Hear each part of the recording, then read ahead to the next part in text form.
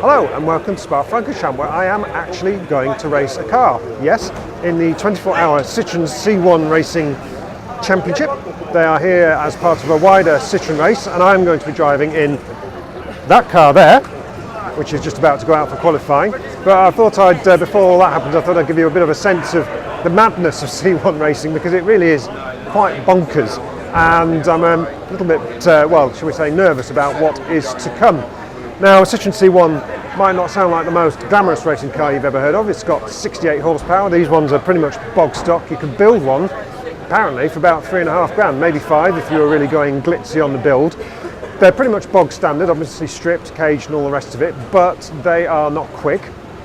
The only go I've had in one so far is in practice. I think I managed about 3 or 4 laps, so not that much really. I don't have a great sense of what's going on. I've driven one briefly around the Nürburgring, and that was quite interesting. They are, as I say, not fast, but they're quite twitchy.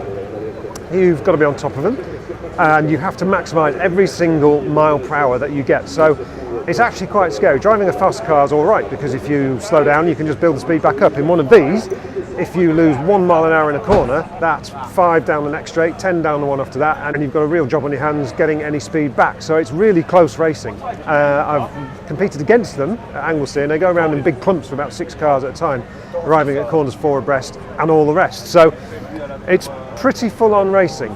So it's going to be very, very exciting. I'm looking forward to it. I'm also interested because a lot of the people here, although they're racing in these cheap cars, it's an affordable championship. A lot of the people I've been hanging out with, they've all got multiple supercars. They are obviously fairly wealthy.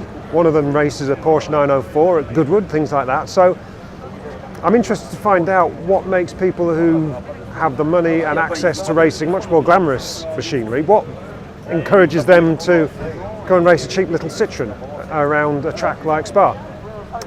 What about the race? Well, I'd say it's a 24-hour race. There are 44, I think, British C1s. Most of them are here behind me, all gathering around ready for qualifying, so there's a lot of them here.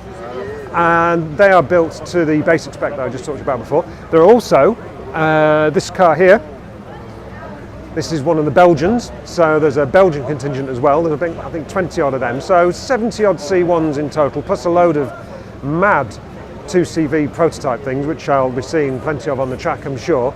Some really curious stuff on track. So 70 odd C1s, enough to be going on with. Interestingly, the Belgians are a little bit quicker than us, apparently, because they have semi-slick tyres and a bit more power and all that kind of thing. So having enjoyed the slightly punchy driving style of the Belgians on the motorways and fended off a few from the back of my car on the way here, it looks like something very similar is going to be happening in the race. Now, as you can see, general chaos. Qualifying is about to start. I think I probably need to get suited and booted and ready to go. Let's hope Will can put it on pole.